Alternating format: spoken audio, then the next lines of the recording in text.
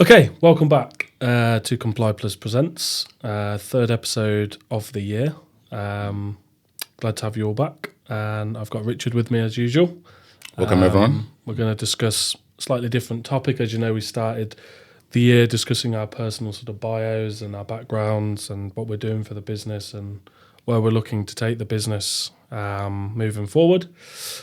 Today, we're going to touch on a different sort of topic, really. It's a big buzzword in the industry right now. It's gaining in popularity, and we've had a lot of feedback from listeners and customer sort of queries, really, in a way, about this area. And that area is train the trainer. And the question being, is it right for your organisation? Yep. Interesting topic because when you look at health and social care, traditionally, people used to come in as apprentices. So if Yes. you're working with a surgeon or you're working, even nurses when they started out originally, you go back to Florence Nightingale. It was a vocation, right? It wasn't, you didn't need to get a degree. You just go and work with someone, you learn from them. A lot of it was very practical. So it's a sector that is used to training people on the job. Exactly. Right? So the train the trainer model has been around for many years, many decades even, right? Where even when I started out in the NHS in the early 2000s, there was a lot of cascade training within the NHS, within departments. So you do your induction training, you do your statutory mandatory training. There'll be trainers who are doing that, but also you have mentors on the ward. You have people that are helping you with your preceptorship to get you settled. And then you have competencies where you're being signed off for competencies. So giving an injection, inserting a catheter, taking bloods, things like that, depending on your job role. So it is a very popular model, but it wasn't formalized.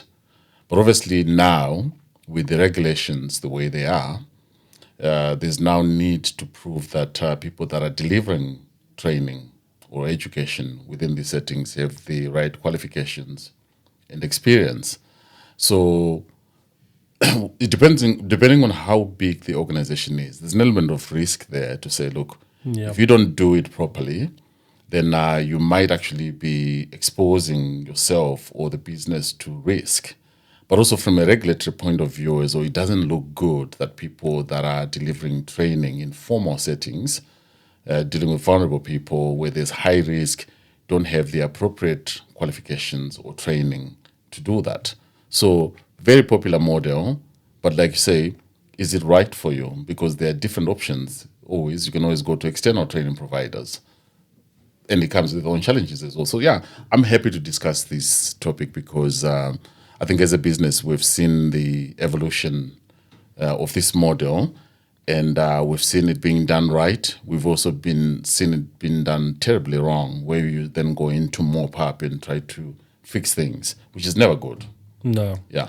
And I think, like you say, some people just think by buying a trainer or whatever it may be, however you're sourcing this service at the minute, that it almost solves the problem. But where's the continuation? How is it being implemented? Exactly. There's some of the challenges that hopefully we'll get a chance to discuss today. So I suppose the elephant in the room really is the definition of what is the train the trainer model. You know?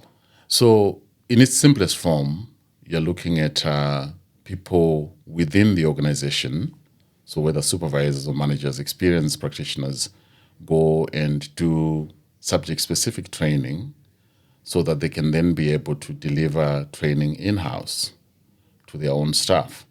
And then that is then combined with other things going on, policies and procedures, supervision, and root cause analysis where they find failings and they need to do immediate training. So rather than trying to find a training provider every time you need to do some training in the organization, people in the organization, there's capacity building there where they are trained and they're given the resources and tools to develop training materials and deliver to their staff. But obviously you also need to certify people, you also need to then think about the refreshers and all that. So there's a lot that goes into that, including the needs analysis. What exactly do we need people to know and how is best to get those people to know? So when we design train the trainer courses, we go into that because even where people have prior qualifications, my experience has been that many people struggle to do that within the organization. They're given materials, yes, they can stand in front of people and deliver training and use some of the knowledge that they have. But actually, can you scale it from that to the point where people are competent enough to be able to just do these things without prompting, without going back again to the supplier to say, oh, what do we do with this? Yeah. So if we were to ask some quick pros and cons of the train-the-trainer model as you perceive it now, obviously not talking about a specific business in question, but train-the-trainer model, pros and cons, what are some of the pros, some of the cons? So the main one really is cost effectiveness for many organizations, because they're always looking at cost. Yes. Right? They're thinking that if they do train the trainer and then they can deliver internally, then they're saving on hiring trainers, outside trainers all the time. But I think for me, the most important one is the fact that you can customize the training experience for your own organization. You do your own needs analysis, you develop your training matrix, and then you design materials that are suited to your organization. Because we could all go and, if you ask me to do some research and design some materials for infection prevention and control, I can do generic ones. But if you give me a case study, if you give me an organization and I understand that organization, then I can customize. So customization is really crucial. It's scalable as well, because you always want to start small, then you build on it, and then you can then add to the foundation. Then the other thing to think about as well is the knowledge retention and knowledge management in general, to sort of say, look, any organization in healthcare or social care, look at the typical NHS trust. Compare that, for example, with a GP practice or a small domiciliary care company. They all need to fulfill the regulatory requirements, but the risks are different. Okay. The magnitude of risk is different. It doesn't mean that one is lesser than the other. If I'm running a small company where I'm sending people to other people's homes, there are risks associated with that. If I'm running a hospital, there are different risks. So you can tailor the training to your organization. That's one of the key things. One of the biggest cons for me is the fact that many organizations are not ready for train the trainer. So they think it's a quick fix. Yes. Right? So if I pay whatever I need to pay and I send one or two people to go and become trainers, problem solved.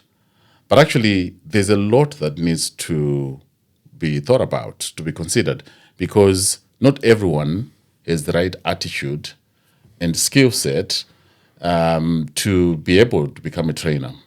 Right? You don't go and learn to become a trainer and you stop there. You have to keep learning, lifelong learning. You have to keep researching.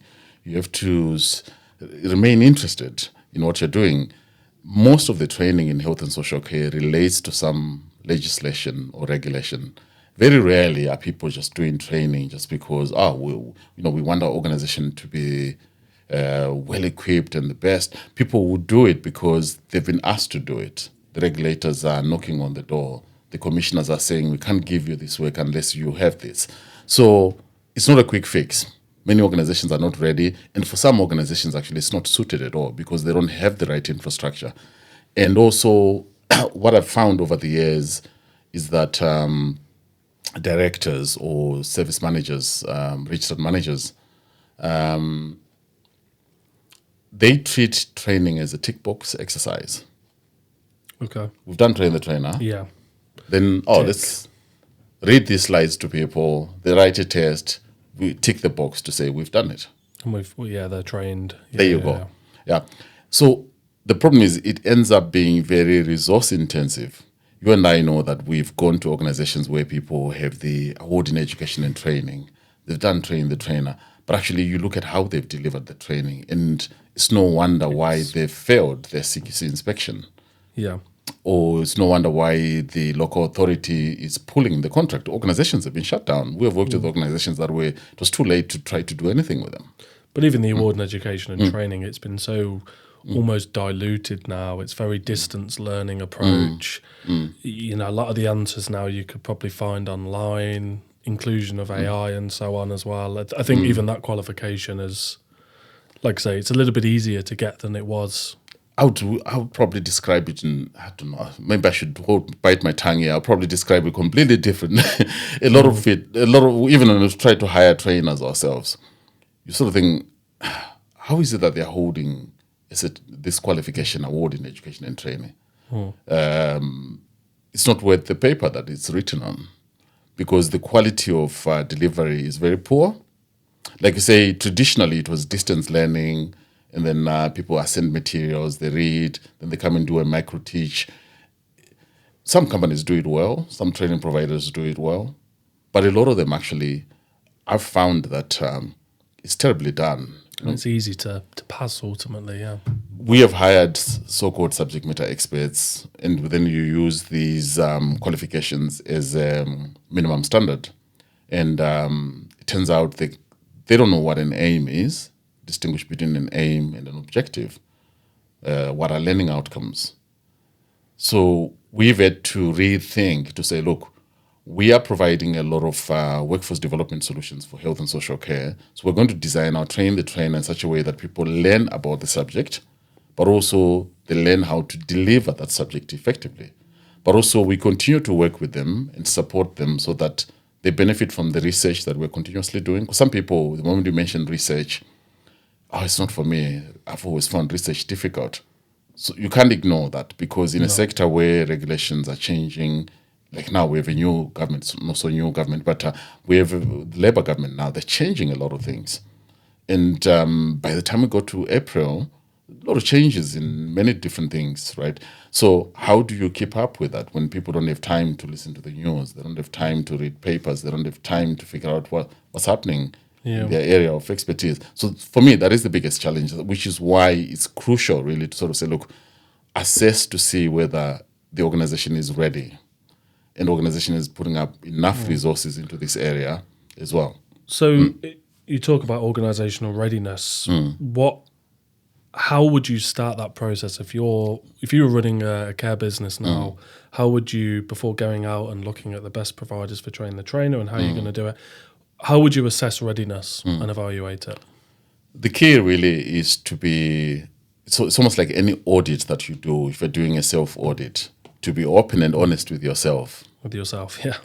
right? So it sounds Which like can be difficult common when you're sense, looking right? at your own business. Exactly. Yeah. So you're saying, look, because many business owners think if they themselves go and do train the trainer, they'll come and They'll take the burden. I'll tell you almost. 100%, very rarely do you find a business owner who's going to be good at it, right? They may be good at it, rather, but the delivery of it, the implementation is going to be sketchy, chaotic, very poor in most cases, because they are the director of the company. They are the registered manager. They're doing all the assessments. They're doing a lot of things. They haven't got time to deliver training properly and monitor people, supervise people, check competencies. So you need to identify people within the organization. Then you upskill those people. You're going to train them to the right level. And you have to prepare them as well, because for some people, actually, it can be overwhelming. Because to learn how to deliver training, that's like entry-level teaching. So to say, look, you're going to teach other people. But before you teach other people, you're going to assess their needs. You're going to assess the business needs, the regulatory environment, learn about the subject, then learn to deliver. So it's finding the right people within the organization, people that have the right attitude, aptitude as well, people that are hopefully going to stay within the organization to see this through. And you have to support those people. So you're going to make sure that whatever their day is like, a chunk of their time is going to be taken away so that they can focus on workforce development. Because you don't train people one day and forget about it. What I've trained you today may not be relevant tomorrow. Things change. Yeah. So identify the right people, put resources to it, and keep supporting those people to make sure that they can continue to do this. Yeah. Okay. Makes sense. So do you have any examples of organizations that have succeeded due to the fact that they were ready? We've had some good examples. a combination of small and large organizations. So some of the big companies, healthcare companies, we've worked with their clinical teams to go and implement train the trainer on a bigger level. On a big, that's a higher level. They're well resourced, and they have the systems as well. We had to integrate some of our systems with theirs so that they can access resources and be able to get systems talking to each other. Then for smaller organizations, even the single owner organizations, we've had a few as well that have succeeded, particularly in domiciliary care. Because yes, I can think of a few examples, yes, some of the business owners are involved day to day in running the business, and they take everything seriously because they've staked, it's their investment. They've left jobs, good paying jobs to start these businesses. So I think if you set it right from the outset, then you have a higher chance of succeeding than then try to train the trainer because you're trying to solve a problem midway through. I'm not saying it won't work completely, but a lot of it is intentional to sort of say, look, are you serious about it yourself? Are you not just using it as a tick box and saving money only? It's not enough to just do it for saving money. You have to think about the benefits and the disadvantages as well, because it's a huge commitment to become a trainer. Yeah, once you've made that investment, you've got to see it through and have, like you say, that infrastructure, that planning, and that foresight as well in place, and also making sure you've identified the right people as well. Yeah, I think that was going to be one of my next points. We're sort of looking at struggles where we've gone and done train the trainer, and you realise maybe during the delivery or during the process that these guys are going to struggle, or this organisation is going to struggle. Yeah. I know you've had experiences. We had one of our clients in, I think, Sussex Way, who were one of our first clients, actually, I think around 2017, 2018. When it comes to the technology side of things, because obviously we were providing them with some technology solutions to go with the trainer. Model, we had to go there and actually work with them to set everything up and build capacity. How have you found it in general? I know that was a success story for our client, but how have you found it in general? And even when people make inquiries, do they understand the level of commitment required to make this work properly? I think it's interesting, because like you say, even us as a business, we do sell a lot of train the trainer, off the shelf sort of stuff. We go to business up and down the UK. We'll deliver the practical side. The rest is done, like you say, through technology, through learning management systems and so on.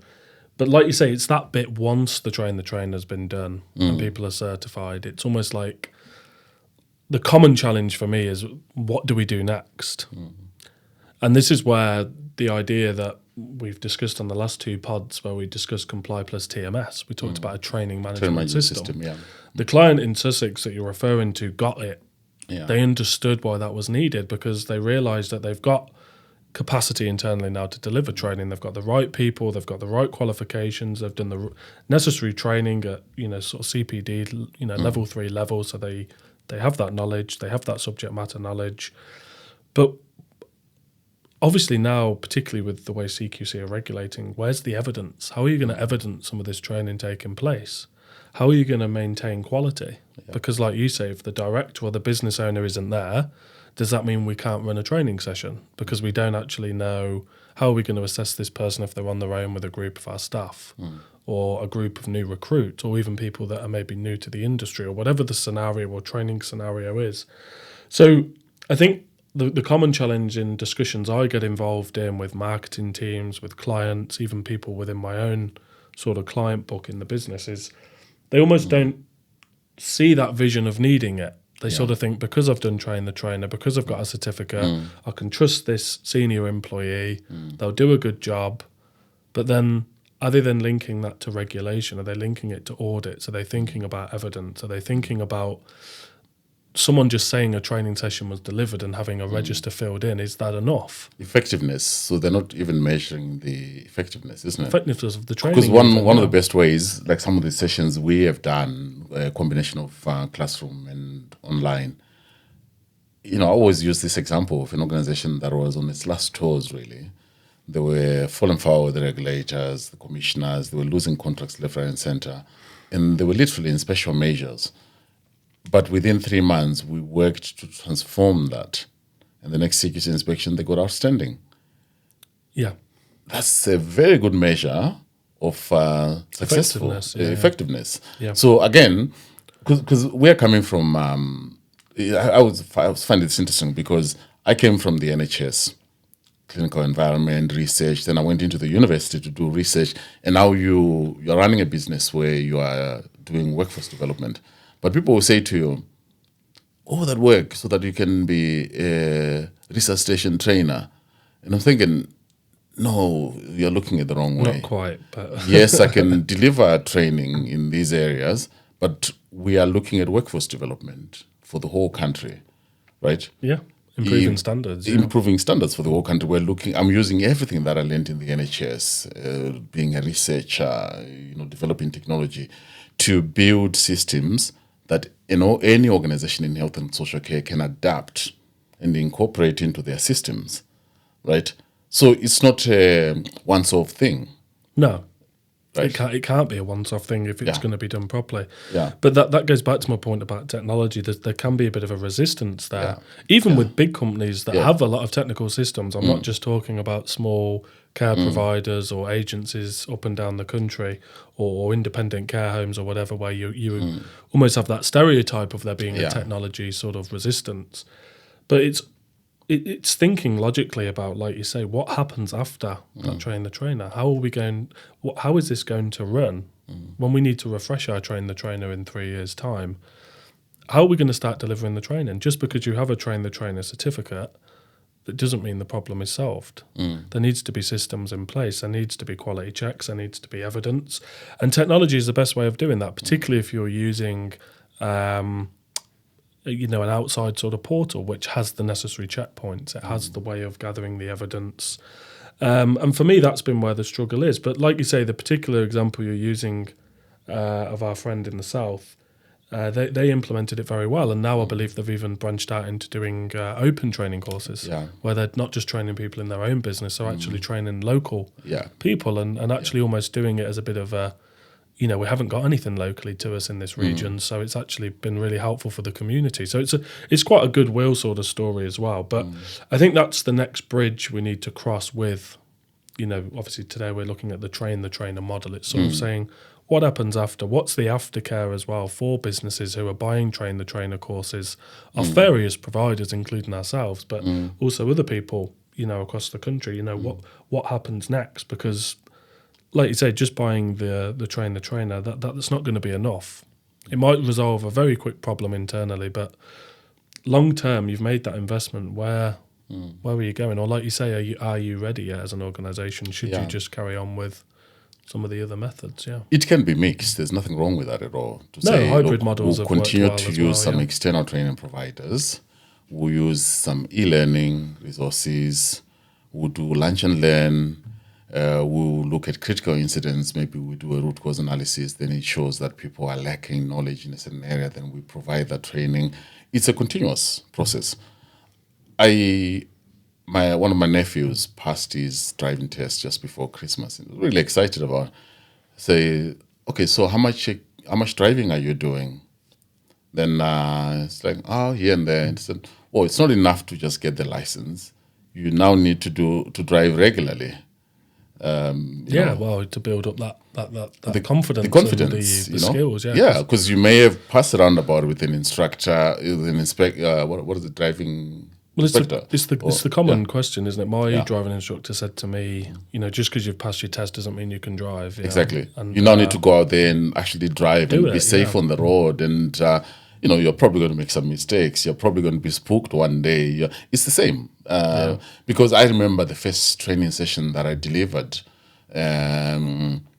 although I had had all the paperwork to say I'm qualified to do this, and even the first lecture that I delivered, I felt underprepared almost. You can do so much preparation. You do feel. Then when I get there, I'm sort of thinking I'm literally shaking, and but then and people notice that. Some people notice that, and they're very supportive. They are sort of urging you on and all that, and gradually you build the confidence. Then you sort of think, God, if I look at the materials that I used, I still have the materials that I used for the first session that I ever did. And I sort of think to myself, God, they don't look good at all. what did I think I was doing, right? But that was a start. Yeah. But I had to keep learning, and I had to keep researching, looking at how other people deliver their sessions, paying actually to go and sit in training or lectures of other people, so that I can just sit and see how they're doing things, so that I can reinforce some of the things that I'm doing, and then maybe learn from them and copy some of their methods as well. Say, oh, this is really good. I'm going to borrow it. Thank you very much. Right. So for me, when you look at making a decision, there are three things that you need to consider. Assess the need. Many organizations don't do a needs analysis. Even big NHS trusts that we've worked with, they don't do their needs analysis properly. Yeah, and right? you get a problem straight So away. Yeah. there's a problem there, right? Can you justify having internal trainers, or is it going to be too much trouble than it's worth? Is it better to get an external provider? Then you do other things like supervision. Then you can do short lunch and learns and supporting people, small, micro learning, to support what you're doing. Like in the NHS, I remember they would have what was called a link nurse. So a link nurse was somebody usually band 5. So that's the entry level banding for nurses. So there'll be a link nurse for diabetes. So they go to these diabetes study days, they go to training sessions, and then they bring the best knowledge back to the ward to say, oh, we need to improve our care plans here because this is the latest evidence. They have a link nurse for heart failure, a link nurse for all these different things. They don't have to be trainers. They don't have to be qualified lecturers or teachers. They're a nurse, but they're learning more about a subject so that they can benchmark what they're doing against the best standards out there. So it doesn't have to be formal, right? So justify the need, then be prepared to invest, paying people to go and learn, paying people to take study days so that they can research properly, invest in the technology. Trainer development is really crucial. Then the other thing as well is thinking about compliance, to say things change. They don't change once a year. Things change whenever they change. Within a year, yeah, they can change multiple times. Exactly. Within a year, yeah. So how are you going to keep up with those changes? And when you look at health and social care, it's heavily regulated, one of the most heavily regulated in the world, in the UK. If you're not meeting the minimum standards, then it means you're failing as a service. It means your services automatically can become unsafe. Your services are not as effective. Patients or service users, when they come in, they're not getting the results that they're expecting. So you're shortchanging people almost straight away. So even if you do training today, tomorrow you could be failing to meet the standards. So it's really crucial that continuous development, not just for the trainers, but for the rest of the staff as well. But it's a full-time job. But how many small companies can afford to have a training department? Even some of the medium and large-sized companies, whenever they need to cut costs, what goes first? Yeah, we were having a discussion with our accountant just today. Yeah. So we know what we know in terms of making the decision. I think they're very key factors, and we do encourage, even with some of the clients we work with, to do that readiness. Don't just commit to this because everyone else is, or you've been referred by someone or whatever. Exactly. Is your organisation ready? Because every organisation is different. Just because you're running the same service doesn't mean it's the same business. So, I think some really interesting points there. So if we're to sort of do a quick recap on things, we've discussed what the model is. Hopefully we've give the listeners a bit of a taste of that and an explanation on how it works. We've looked at pros and cons. We've looked at how organisations can make the decision. What would be some of the final takeaways, really, if you were to summarise this chat we've had? I'm sure we're going to have more podcasts on this theme because there's so much more we could discuss. Definitely, yeah. But, just some final takeaways for everyone. What I'll say is start small. Okay. Yeah. So where exactly are you right now? So you could just start with, I don't know how big the organization is, so you could start with one department, for example. There are some sessions that need to be done. They have to be done. For example, resuscitation is to be done face-to-face. first aid, moving and handling. Yes, you can do the theory online, but you need to do the practical assessments. So you could start with that, where people are just trained to focus primarily on doing practical assessments and signing people off, right? Then the other thing as well is when you are selecting your potential trainers, quality over quantity. Because we've seen some organizations wanting to say, can I bring 8 people, 10 people, right? But almost make everyone a trainer. Yes, and I've done those sessions. You remember one of our clients in Surrey. I went there for nearly a week actually working with them. Yes, yeah. It was hopeless, absolutely hopeless, because they put on so many people into the group who were clearly not suited. Yeah. And I ended up, the first day actually I had to chat with the manager and one of the directors to say, look, the reason why, we don't normally want big groups in these sessions is because clearly some of the people that end up coming here should not be anywhere near your training department at all. They're not the right people. So quality over quantity. So select people that have potential, probably people that are already doing some sort of cascade training or taking a lead in an area. They're passionate about it, and they're also willing to learn. Because when you come into any environment for training, especially train the trainer, prepare to be corrected. Not everything that you know is correct, right? Because things change so much. If I did my training 8 years ago, 10 years ago, like my clinical work, I last did meaningful clinical work in practice in 2016, 17. I can't just walk into a clinic now or a ward and start working. I would have to do a return to practice to refamiliarize myself. Keep up, what does the documentation look like? How are things going to be done? So it's really crucial to focus on quality over quantity, and then the traits of a good trainer as well, to check that people have those traits. If they don't waste time. The other thing then is to look at being prepared and investing in regularly evaluating the effectiveness of the training program. So what are the expectations actually? If we do this train the trainer, what are the expected benefits? And how are we going to measure whether we are achieving those, right? So you need to regularly evaluate the training programs, get feedback from the people that are being trained, sit with your trainers as well. They need to reflect as well and report to management to say how they are finding it. Things going, yeah. Exactly, and adapt. You don't want to carry on just because we've committed to this. Sometimes actually you need to adapt, maybe step back. People can go and do a train the trainer or award in education and training, then they become facilitators locally. They become cascade trainers and facilitators while they're building their competencies, right? You can't just say people go and do train the trainer, then they come and take over the training department in the business and you let go all of your external training providers. It's not going to work like that. Then now with the technology as well, you need a good learning management system. Ideally one that also has an element of training management system.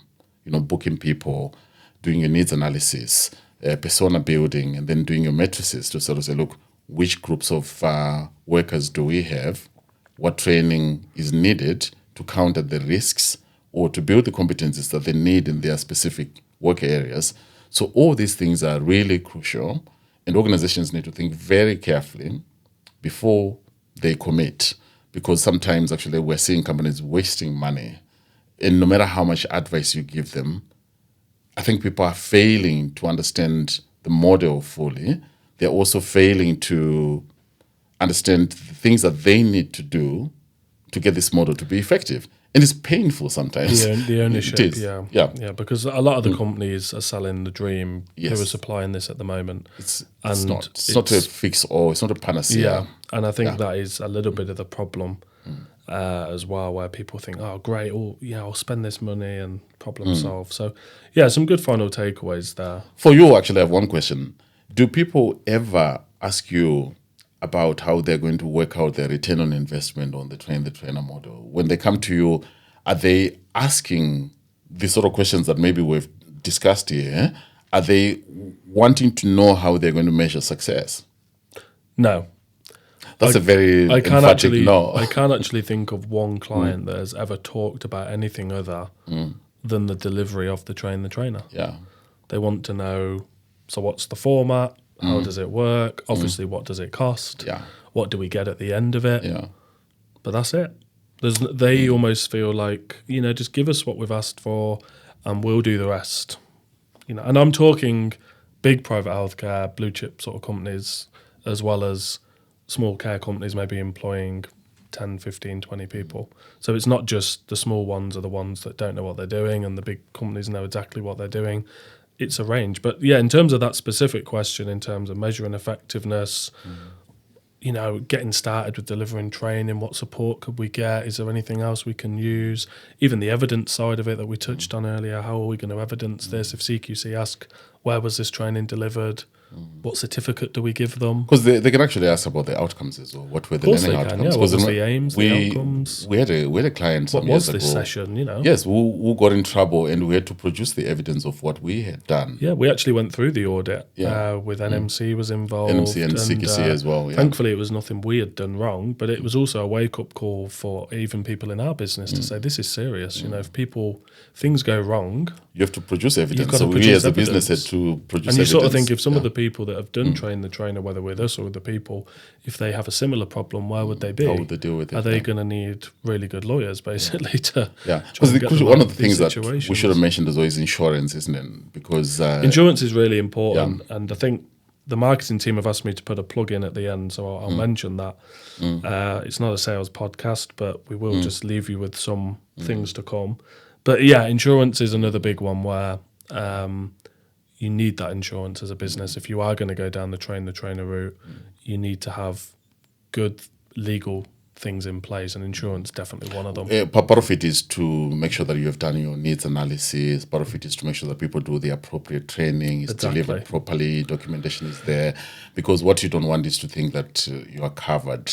Even people, whenever I talk to people who they're trainers, independent trainers, and think, oh, do you have insurance? And say, oh yeah, I'm a nurse, so I've got insurance with RCN or Unison. They say, do they insure you for your independent work or your nursing? Exactly. And they don't know. They don't know. And then it's almost like a wake-up call in a way. Yeah, to sort of say, if I'm delivering this training, I'm potentially liable. Exactly. It's so like businesses need to think about that. Yeah. Sort of say, even look, we have to indemnify ourselves. Exactly. To sort of say, look, we can only do so much as the provider. So, yeah, I think hopefully that was very useful for people, and I'm sure the next few pods we're going to go more into this sort of model in terms of how else can it help businesses, what other things can be done with it, and that aftercare, I think, segment's really important, something that I know we're going to discuss in the next couple of weeks, and even some of the things we're doing as a business.